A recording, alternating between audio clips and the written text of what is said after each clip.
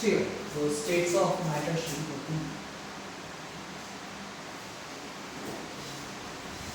बहुत ज़्यादा इजी है ऑनेस्टली।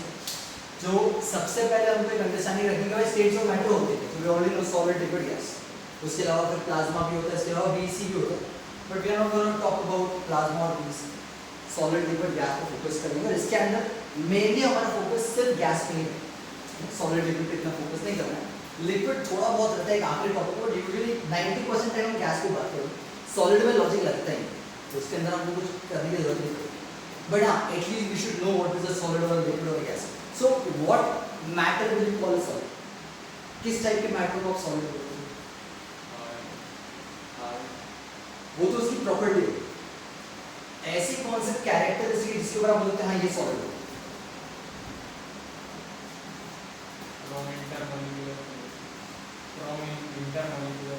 वो देखिएगा थोड़े उसके मेल्टिंग पॉइंट का अकॉर्डिंग होता है कितना होता है रूम टेम्परेचर के ऊपर, राइट? तो any matter which has a melting point above room temperature is actually going to be known as a solid. Liquid क्या होना चाहिए आपके हिसाब से? अगर वो सॉलिड से मेल्ट होगा वो बॉयल नहीं होगा। लिक्विड बॉयल भी हो सकता है और मेल्ट भी हो सकता है।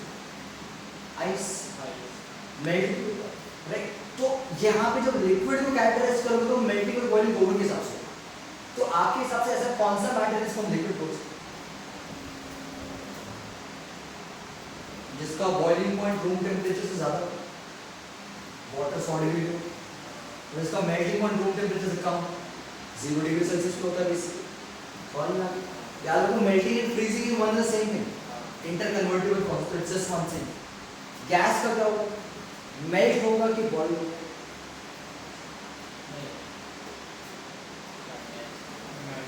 It will melt, it will melt मतलब लिक्विफाई हो जाएगी ना एक तरीके से। वो जब प्रेशर पड़ेगा it will liquefy, but it will liquefy at a higher temperature और लोअर टेम्परेचर, रूम टेम्परेचर की कंपेरेटिव। सोच समझिए यहाँ पे एटमॉस्फेयर है, प्रेशर लग रहा है, बट अभी लिक्विफाई नहीं होगा। लिक्विफाई कब होगा? जब टेम्परेचर कम होगा। जैसे रेफ्रिजरेटर में हम देखते हैं जो वेपर बनते हैं, जब टेम्परेचर बहुत कम होता है they can condense again back into the particular liquids जिसका मेल्टिंग पॉइंट रूम टेम्परेचर से कम है। ऐसा थोड़ा सिंपल सा कॉन्सेप्ट। अब यहाँ पे एक मैटर को मैं सॉलिड बोल रहा हूँ या लिक्विड बोल रहा हूँ या गैस बोल रहा हूँ, तो उसके अंदर जो सबसे इंपॉर्टेंट कैरेक्टरिस्टिक आता है जो आपने बिल्कुल देखो, इंटरमॉलिक्यूलर फोर्स ऑफ अट्रैक्शन। ये 9th में शुरुआत में अपनी इसे करती है कि सॉलिड वो है जिसमें इंटरमॉलिक्यूलर फोर्स ऑफ अट्रैक्शन बहुत ज्यादा होता है। लिक्विड के अंदर सॉलिड से कम होता है बट गैस से ज्यादा होता है, गैस के अंदर सबसे कम ही होता है। बट ये जो इंटरैक्शन हो रहे हैं दो मॉलिक्यूल्स के बीच, whether it is a gas molecule or a liquid molecule or a solid molecule, ये इंटरैक्शन कितने टाइप के हो सकते हैं इसके बारे में 9th में हमने कुछ नहीं पढ़ा, क्योंकि 9th में हमारे पास इतना कुछ था। अब हम लोग पढ़ने वाले हैं टाइप्स ऑफ इंटरमॉलिक्यूलर फोर्सेस। तो अपने ये यूनिट की शुरुआत वो यहीं से होती है। Types of intermolecular forces, 4 type के इंटरैक्शन होते हैं भाई, या 4 टाइप के मॉलिक्यूल्स जब तक होते हैं जिनमें इंटरैक्शन हो सकता है। इंपॉर्टेंट है याद रखना। जो सबसे पहला है हमारे पास, this is known as dispersion forces, या ये साइंटिस्ट के नाम पे रखे गए तो इनको हम लंदन फोर्सेस भी बोलते हैं।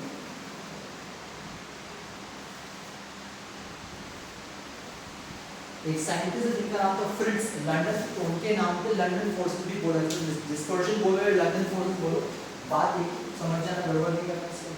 अब इसके अंदर क्या होता है? सबसे पहले तो ये जो दो forces they act between two non polar molecules. Non polar polarity नहीं होनी चाहिए। अब अगर एक मॉलिक्यूल में पोलैरिटी नहीं है, मतलब पॉजिटिव नेगेटिव नहीं है, तो लॉजिक क्या निकलेगा? दोनों ही पॉजिटिव एंड होंगे, दोनों नेगेटिव एंड होंगे, मतलब एक तरह से न्यूट्रल, राइट? तो मतलब हम यहाँ पे दो न्यूट्रल मॉलिक्यूल्स की बात करें। H2 दो हाइड्रोजन एटम, कोई इंटरैक्शन मतलब उसका आयनिक इंटरैक्शन नहीं है। HCl में आयनिक इंटरैक्शन, H+ और Cl में वो आयनिक फॉर्म। H2 हो गया, O2 हो गया, कोई भी गैस हो सकता है तो इसके एग्जाम्पल अगर हम लेना चाहें तो मतलब हम O2 का एग्जाम्पल ले सकते हैं, H2 का ले सकते हैं, N2 का ले सकते हैं एंड सो ऐसा कोई भी एग्जाम्पल ले सकते हैं।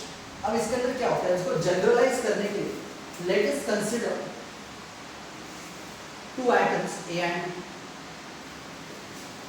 दोनों न्यूट्रल एटम्स। हाइड्रोजन के मान लो एक एक एटम एक एक, अभी मैं A और B से समझा रहा हूँ। अब यार वैसे देखा है तो इनके अंदर कोई पोलैरिटी नहीं है, पर यार देखो हर एक एटम में इलेक्ट्रॉन है और वो इलेक्ट्रॉन एक जगह पे रुकते नहीं, they are in constant motion. अब इलेक्ट्रॉन के बारे में मैंने आपको स्ट्रक्चर ऑफ एटम में पढ़ाया कि यार as per the new modern model उसके हिसाब से इलेक्ट्रॉन कभी भी पर्टिकुलर पाथ पे डायरेक्टली नहीं घूम रहा है, वो एक क्लाउड फॉर्म में ट्रैवल करता है हमेशा। पढ़ाया आपको श्रोडिंगर का कॉन्सेप्ट ही एक था, इलेक्ट्रॉन क्लाउड, इलेक्ट्रॉन डेंसिटी पे बेस्ड था वो। इसका मतलब ये हुआ कि इस पूरे एटम में इलेक्ट्रॉन डेंसिटी इवन तो नहीं होगी हर जगह, हो सकता है मोमेंटरीली इलेक्ट्रॉन का जो क्लाउड है वो दोनों के हिसाब से एक साइड थोड़ा शिफ्ट हो गया कहीं ना, तो मतलब इस पूरे के अंदर अगर मैं बोलूं इलेक्ट्रॉन क्लाउड यहाँ शिफ्ट हुआ है तो मोमेंटरीली ही सही यहाँ पे ये वाला जो साइड है थोड़ा नेगेटिव चार्ज हो जाएगा और उसके कंपैरेटिवली ये वाला एंड थोड़ा पॉजिटिव हो जाएगा। आया समझ? इसमें कोई परमानेंट चीज नहीं होगी, ये टेम्परेरी है, हर मोमेंट पे चेंज होता रहेगा। हो सकता है उसी टाइम पे अगर यहाँ पे उसका नेगेटिव चार्ज था और इस वाले एटम का पॉजिटिव चार्ज यहाँ पे, जिसकी वजह से हुआ है कि इस पॉजिटिव चार्ज ने इसके इलेक्ट्रॉन्स का जो क्लाउड अपनी तरफ थोड़ा आकर्षित किया, बट ये परमानेंट डेवलपमेंट तो नहीं, टेम्परेरी है पूरा का पूरा। तो ये किस तरह से डायपोल क्रिएट हो गया, इंड्यूस्ड डायपोल क्रिएट हो गया। डायपोल पहले से तो नहीं है, पॉजिटिव नेगेटिव में इंटरैक्शन पहले से तो नहीं था, इंड्यूस हुआ है बेसिकली। इंडक्शन अपन लोगों ने मैग्नेटिज्म में पढ़ा, इंड्यूस हुआ एक तरीके से। तो this is what is the dispersion, कि इसके इलेक्ट्रॉन क्लाउड को इसके कंपैरेटिवली पार्शियल पॉजिटिव चार्ज ने डिस्पर्स कर दिया और अपनी तरफ खींच लिया basically. That is why this is known as the dispersion force और लंडन फोर्स। बड़ा इंपॉर्टेंट एस्पेक्ट क्या है कि ये हमेशा दो नॉन पोलर मॉलिक्यूल के बीच में ही होता है। आया समझ में? पक्का सिंपल चीज। जो सेकंड है हमारे पास, एक साथ समझ होते एक साथ बता दूंगा।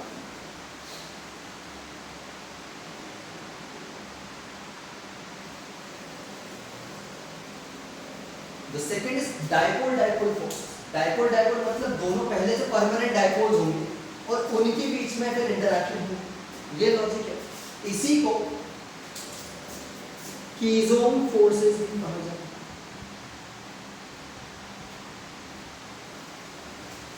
कीज़ोन, ठीक है, कीज़ोन बोलो या डाइपोल-डाइपोल दोनों बात है। अब एग्जांपल के लिए बड़ा सिंपल से एग्जांपल तो है, सबसे इजी तो यही होता है, HCl मान के चल रहे भाई अपने पास, एक मॉलिक्यूल HCl यहाँ, एक मॉलिक्यूल HCl यहाँ, इसके अलावा मैं थिंक को कोई भी आयनिक मॉलिक्यूल ले रहे हैं तरीके से आप उसमें पोलैरिटी पहले से।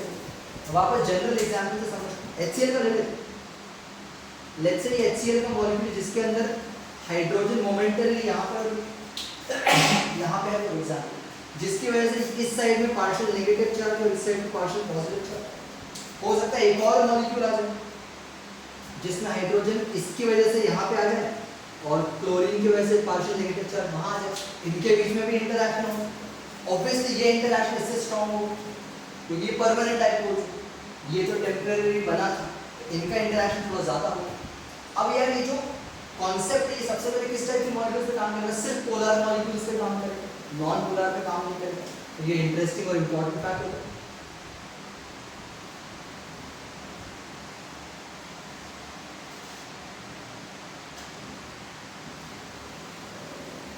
अब यार याद रखो मैं दो पोलर मॉलिक्यूल लिख रहा हूँ, ऐसे कितने मॉलिक्यूल हो सकते हैं, मैं सिर्फ दो स्पेसिफिकली बता रहा हूँ समझाने के लिए। अब जब भी कोई फोर्स लगता है, कोई भी इंटरैक्शन होता है, वो हमेशा डिस्टेंस पे जरूर डिपेंड करता है। डिस्टेंस कम हुआ तो फोर्स ज़्यादा हो जाएगा, डिस्टेंस ज़्यादा हो तो फोर्स कम हो जाएगा। तो ये देखा गया है एक्सपेरिमेंटली कि इसका जो फोर्स होता है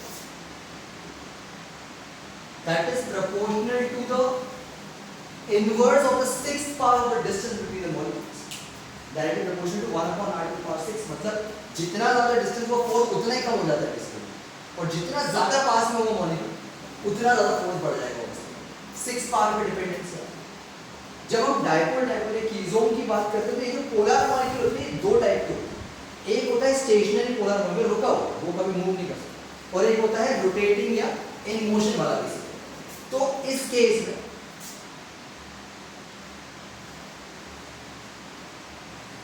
फॉर स्टेशनरी मॉलिक्यूल, इस केस में जो फोर्स होता है that is inversely proportional to the third power of the distance. Obviously क्योंकि स्टेशन पे रुका हुआ है तो ज्यादा इंटरेक्शन हो सकता है, और ऑब्वियसली इससे तो ज्यादा ही हो रहा है कम से कम, क्यूब पे डिपेंडेंसी आ रहा है। 1/r³ is greater as compared to 1/r⁶ ज्यादा आ रहा है। पर अगर एक मूविंग मॉलिक्यूल लेते हैं, नॉन स्टेशनरी बोलते हैं,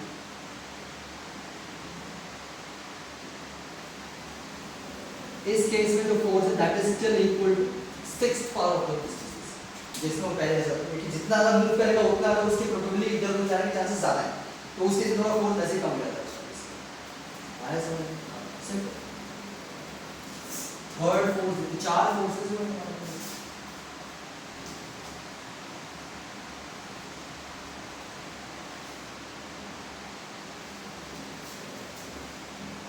डायपोल इंड्यूस्ड डायपोल फोर्सेस। अब डायपोल इंड्यूस्ड डायपोल, डायपोल एक तो परमानेंट डायपोल होगा और दूसरा इंडक्शन के कारण होगा, मतलब वो एक नॉन पोलर मॉलिक्यूल होगा। तो इसमें जो इंटरेक्शन हो रहा है वो एक पोलर और एक नॉन पोलर के बीच में जरूरी है। जैसे HCl पकड़ लो, O2 पकड़ लो या H2 पकड़ लो, फॉर एग्जांपल कोई के बीच में इंटरेक्शन है, इसको हम डिवाइड फोर्सेस भी बोलते हैं। डिवाइड साइंटिस्ट का नाम आगे जाके याद रखना, जैसे डायपोल मोमेंट होता है वैसे एक मैग्नेटिक मोमेंट भी होता है। डायपोल मोमेंट से याद रखो, डायपोल मोमेंट का ऐसा यूनिट होता है डिवाइड, पढ़ेंगे अपन आगे पढ़ेंगे उसके बाद। But divide is basically the ऐसा unit for dipole moment.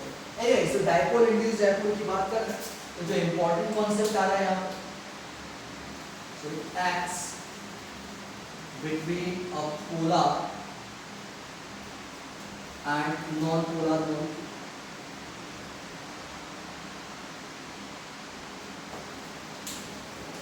Example आप कोई भी ले सकते हो, यहाँ पर मैं एक सिंपल सा एग्जाम्पल ले लेता हूँ। लेट्स से HCl जिसके ऊपर पार्शियल चार्जेस ऑलरेडी मेंटेन है, और एक नॉन पोलर ले लिया मैंने यहाँ। लेट्स से कोई भी एक A ले, जिसमें इसमें तो कोई पोलैरिटी नहीं, बट इसके इलेक्ट्रॉन क्लाउड के कारण इसका जो पॉजिटिव चार्ज है नीचे आएगा इसके पास, मतलब यहाँ पे एक पार्शियल पॉजिटिव और एक पार्शियल नेगेटिव ऐसे डेवलप हो जाएगा यहाँ, जिसके वैसे इनके बीच में एक इंटरेक्शन आएगा। वैसा समझ में simple.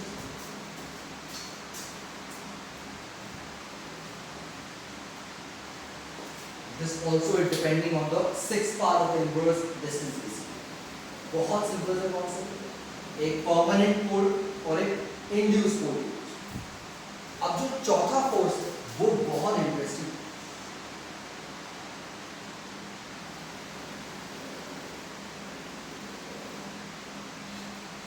It is hydrogen bond. मतलब इसका जो मेजर इम्पैक्ट आता है वो ऑर्गेनिक केमिस्ट्री में मिलता है। हम लोग इनऑर्गेनिक इतना ज़्यादा यूज नहीं करते हम लोग इसको, बट हाइड्रोजन बॉन्डिंग एक बहुत वास्ट चीज़ है।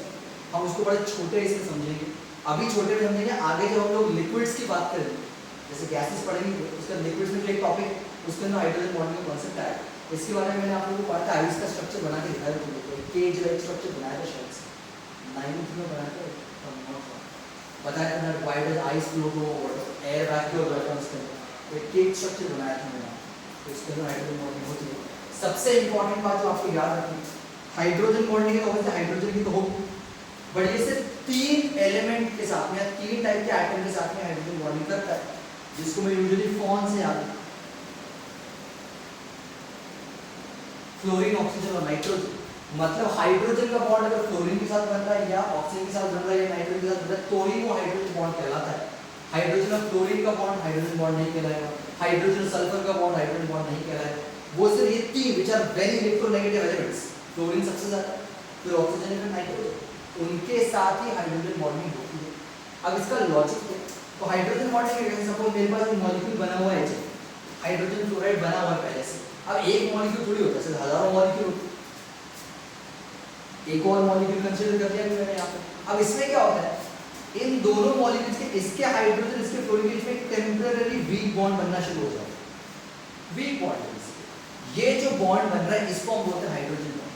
तो हाइड्रोजन बॉन्ड वैसे 2 टाइप के होते हैं,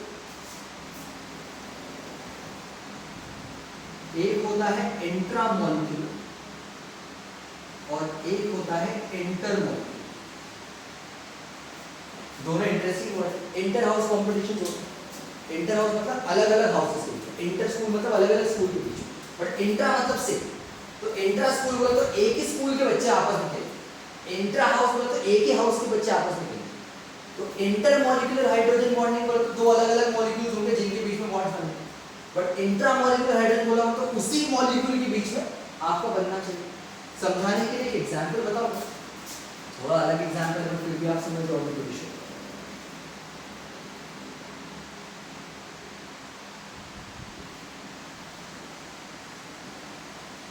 इसका नाम बताओ जल्दी से, मीनिंग आप लोगों को पता ही है।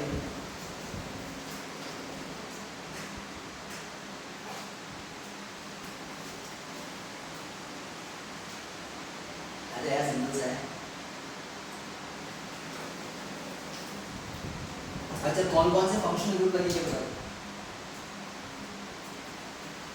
ये बेंजीन है, ये मत बोलो, वो मत बोलो। बाकी जो दोनों चीजें लगी हुई है वो बता दो, उनके नाम क्या क्या है। ये कौन सी फैमिली और ये कौन सी फैमिली? OH कौन सी फैमिली? अल्कोहल। और वो क्या लगा? NO2 जो ऑक्साइड, नाइट्रो। सिंपल बात।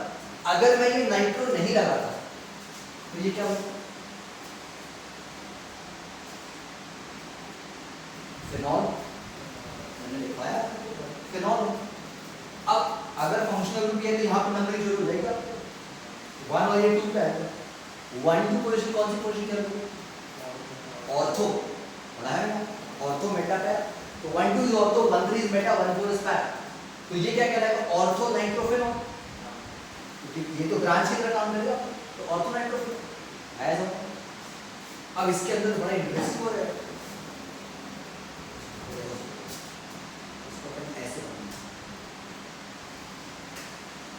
अब इसके अंदर क्या होगा? ये एक ही मॉलिक्यूल, बट इसमें भी ये हाइड्रोजन और इस नाइट्रोजन के बीच में एक टेम्परेरी बॉन्ड बन सकता है। कौन सा कहलाएगा? इंट्रा के इंटर? इंट्रा। तो this is intra molecular hydrogen bond. और मैं अब दूसरा बनाता हूं, इसी का यहां बनाया।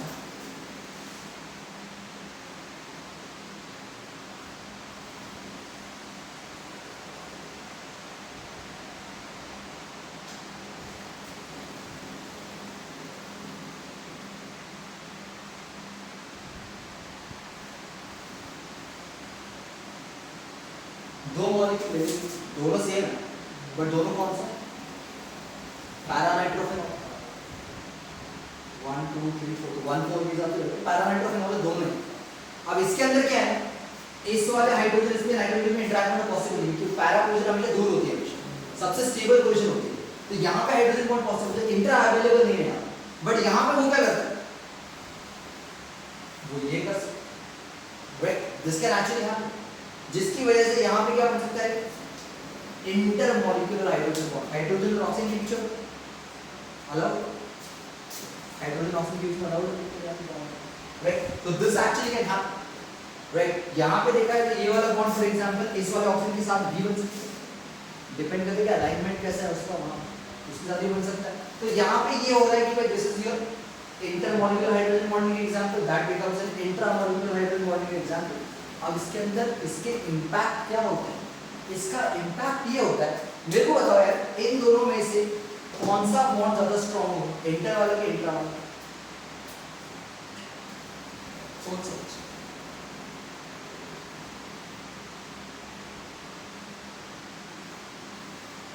चलो क्वेश्चन को मैं रिफ्रेज कर, अगर वॉलेटाइल का मतलब क्या है?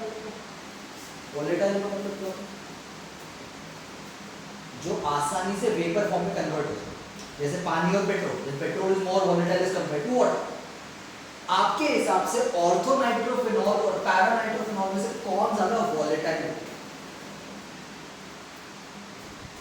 कौन आपके हिसाब से आसानी से वेपर में कन्वर्ट हो सकता है? ऑर्थो वाला, क्योंकि पैरा में कैसा है कि दो मॉलिक्यूल आते हैं, बन गए। अब दो मॉलिक्यूल को वेपराइज करना डिफिकल्ट है मेरे लिए एज कंपेयर टू एक वाला, राइट? तो मतलब अगर मैं आपको बोलता हूँ कि ये दोनों किसी एक रिएक्शन में बनते होंगे तो अगर इनको दोनों को सेपरेट कर रहा है तो क्या मतलब स्टीम डिस्टिलेशन कर सकता हूँ उनको। स्टीम डिस्टिलेशन में ये पहले बाहर निकल जाएगा, जो बचेगा वो ये बचेगा फिर मेरे पास। समझ में आ रहा है? ये 12th का कॉन्सेप्ट है, 12th का क्वेश्चन है, बकायदा बोर्ड से पूछा जाता है कि भाई इन दोनों को सेपरेट कैसे करते हैं। तो ये क्वेश्चन आपको बता दिया मैंने, बट आपको लॉजिक क्या बताइए कि हाइड्रोजन बॉन्डिंग किस तरह से काम कर रही है। हाइड्रोजन बॉन्डिंग की प्रॉपर्टी चेंज रहती है उसकी। भाई मॉलिक्यूलर फॉर्मूला तो दोनों के सेम है, आइसोमर ही है। भाई आप उसको ऑर्थो पे लगाओ या पैरा पे लगाओ, है तो वही बात ना, NO2 पे ना बेसिकली, तो आइसोमर से दो, एक ऑर्थो वाला है और एक पैरा वाला है, बट दोनों की बॉइलिंग पॉइंट चेंज हो, दोनों की प्रॉपर्टीज चेंज। तो हाइड्रोजन बॉन्ड जहां पे भी आता है वहां पे हरकत होना शुरू हो जाती है, एक्सेप्शनल प्रॉपर्टीज डेवलप। इमेजिन करो water is basically this H2O, oops, sorry, bend structure होता है, बॉन्ड एंगल 108 डिग्री के आसपास का।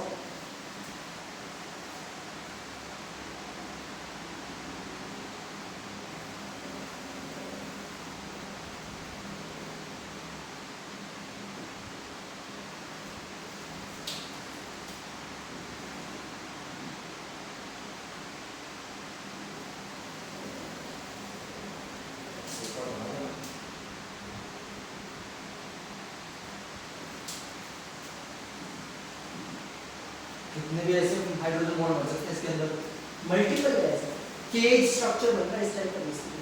अब इसके अंदर क्या, यहाँ पे जगह कुछ नहीं, तो यहाँ पे क्या आता है हवा, एयर वैक्यूम। तो जब आप उसको फ्रीज करोगे तो ये जो हवा है ट्रैप हो जाएगी, तो जब ये आइस में कन्वर्ट हो जाएगा, क्योंकि हवा है, हवा की डेंसिटी ऑब्वियसली वाटर से कम होती है, वो उसको ऊपर लाते हैं, that is only in the ice floats over water. ये आप लोगों के इसी चैप्टर के आखिरी टॉपिक का क्वेश्चन, तो पूछा जाता है कि आपको हाइड्रोजन बॉन्ड के बेसिस के ऊपर एक्सप्लेन करना पड़ता है कि ये क्यों है। बट किस टाइप का हाइड्रोजन बॉन्ड इंटर अलग अलग मॉलिक्यूल्स है एक ही चीज, और उसके एक ही मॉलिक्यूल में नहीं बनता, उसके अलग अलग मॉलिक्यूल्स भी बनते। समझ में आ रहा है? बड़ा सिंपल सा कॉन्सेप्ट है, बट इमेजिन करो जैसे हाइड्रोजन बॉन्डिंग है वाटर के अंदर, water becomes the biggest solvent in the industry. उससे बड़ा कोई सॉल्वेंट है नहीं हमारे पास, कोई भी चीज का डिसॉल्व है, एक्सेप्शनल प्रॉपर्टी है, पेट्रोल में तो नहीं होता हर कुछ।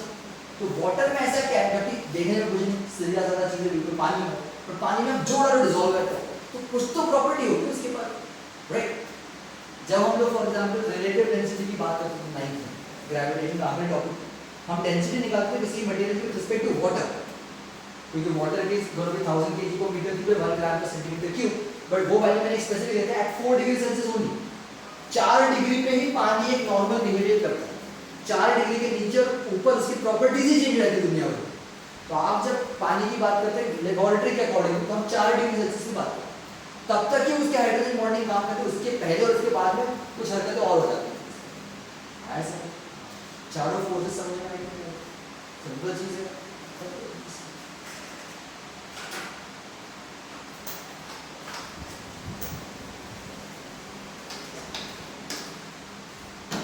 तो ये जो चारों फोर्सेस हैं, इनको मिला के हम लोग बोलते हैं वैन डर वाल फोर्सेस। वैन डर वाल और वैन डर वाल में भी W डबल ए है, वॉल दीवार वाला डबल ए, वैन डर वाल फोर्सेस कहलाते हैं। तो यही वो फोर्सेस है जो सारे मैटर को बांध कर रखते हैं बेसिकली, इन्हीं के अकॉर्डिंग सारा काम होता है फोर्सेस, इसके अलावा कुछ नहीं। हाइड्रोजन बॉन्ड ऐसे मेट्रो में नहीं आता, पहले दिन आता।